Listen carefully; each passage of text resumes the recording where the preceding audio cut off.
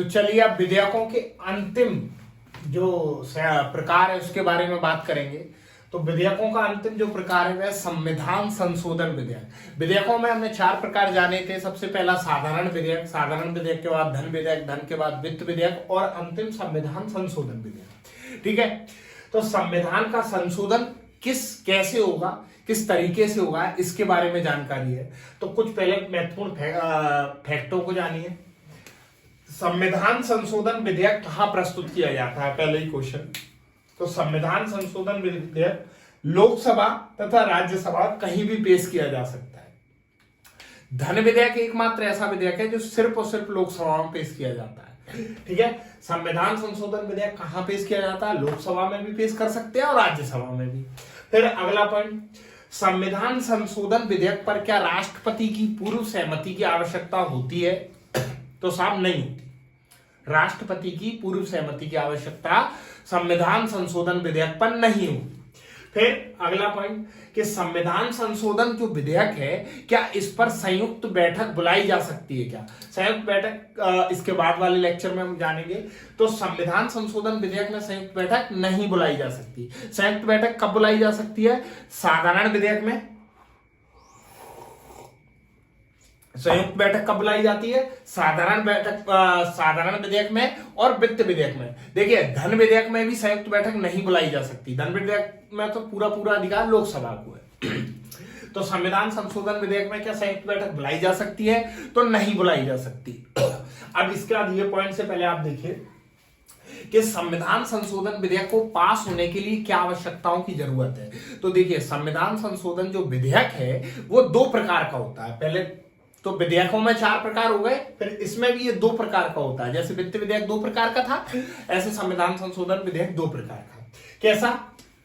एक में आपको विशेष बहुमत की आवश्यकता होगी, विशेष बहुमत का स्वरूप कैसा होगा वो जानेंगे। और एक में विशेष बहुमत के साथ आधे राज्यों की भी आवश्यकता होगी, आधे राज्यों की सहमति की भी आवश्यकता होगी। तो विशेष बहुमत की आवश्यकता किस विधेयक में होगी? तो देखिए, संघीय ढांचे को छोड़कर, मतलब कि संविधान में कहीं भी संशोधन करिए, सिर्फ संघात्मक या संघीय ढांचे को छोड़कर, मतलब संघात्मक या संघीय ढांचे में संशोधन नहीं करना है। किसके तहत? विशेष बहुमत के तहत।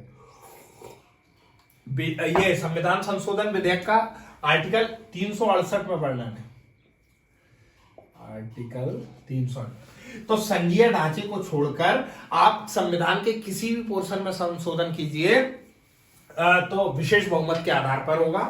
ठीक है, सदन का बहुमत, पहली बात तो जैसे आप बिल लाए संविधान संशोधन का और ये प्रोसेस से गुजर गया, इसके बाद जब बिल पहुंचता है सदन में, तो सदन के बहुमत, पहली बात तो सदन का बहुमत होना चाहिए। मान अपन एग्जांपल से लीजिए, मान लीजिए 500 सीट है, तो 500 में से 250 सीटों का तो बहुमत चाहिए। फिर उपस्थित सदस्यों, मतलब कितने सदस्य उपस्थित हैं और मतदान देने वाले हैं, उनका 2/3। समझ रहे हैं कि मान लीजिए कि 500 सदस्य हैं, 500 में 250 की सहमति तो चाहिए ही, ये 250 की सहमति हो गई। इसके बाद कितने सदस्य उपस्थित हैं? मान लीजिए 300 सदस्य उपस्थित हैं, तो 300 सदस्य का 1/3 सदस्य चाहिए। 2/3, 300 सदस्यों का 2/3 सदस्य चाहिए, मतलब कि 200 सदस्यों की सहमति आपको और चाहिए। ठीक है, तब ये आपका जो संविधान के संशोधन का विधेयक है ये पास होगा। विधेयक पास होके दूसरे सदन जाएगा, दूसरे सदन में भी सेम यही कंडीशन होगी, यही प्रोसेस होगी।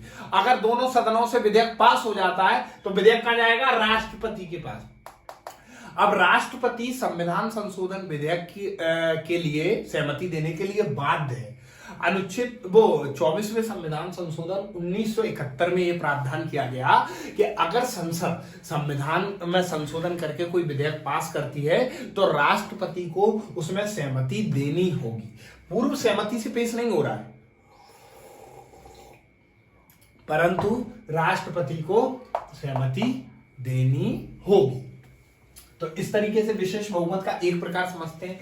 अब आधे राज्यों की जरूरत, मतलब कि अगर संघात्मक ढांचे में आप परिवर्तन कर रहे हैं, अगर आप संविधान संशोधन के संघात्मक ढांचे मतलब केंद्र तथा राज्यों के संबंधों में या मतलब जो संशोधन कर रहे हैं उसका प्रभाव राज्य पर भी पड़ रहा है, तो संघात्मक ढांचे के अंतर्गत आपको आधे राज्यों की सहमति की भी आवश्यकता है। जीएसटी इसका उदाहरण है। जीएसटी इसका उदाहरण है। तो क्या क्या समझे हम संविधान संशोधन विधेयक में? सबसे पहली बात तो ये किसी भी सदन में पेश किया जा सकता है, लोकसभा हो या राज्यसभा। राष्ट्रपति की पूर्व सहमति की आवश्यकता इसमें नहीं होती है। संयुक्त बैठक भी नहीं बुला सकते, संयुक्त बैठक नहीं बुला सकते। और 24वें संविधान संशोधन 1971 द्वारा राष्ट्रपति सहमति के लिए बाध्य है अगर बिल पास होता। बिल पास कैसे होगा? दो प्रकार होंगे। आर्टिकल 368 में संविधान संशोधन की बात की गई है। इसमें क्या दो प्रकार के बिल हैं। सबसे पहला, अगर आप संविधान संशोधन कर रहे हैं संघात्मक ढांचे में परिवर्तन के बिना, तो आपको क्या करना होगा? सदन का तो बहुमत चाहिए, 500 में से कितना 250 का बहुमत चाहिए मान लीजिए। उपस्थित सदस्य कितने हैं? 300 हैं, उसका 2/3 चाहिए, यानी 200 सदस्यों की सहमति चाहिए।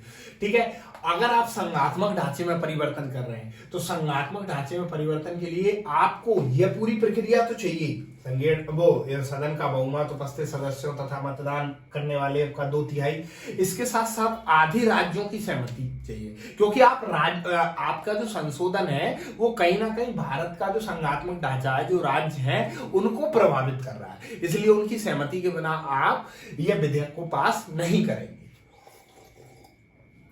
तो इस प्रकार से हम संविधान संशोधन के विधेयक के साथ इसी लेक्चर को विराम देते हैं। चैनल को लाइक शेयर सब्सक्राइब करिए। हमने चारों जो विधेयक थे, साधारण विधेयक या धन विधेयक या वित्त विधेयक या फिर संविधान संशोधन विधेयक, इन सभी के बारे में संपूर्ण जानकारी एकत्रित कर ली।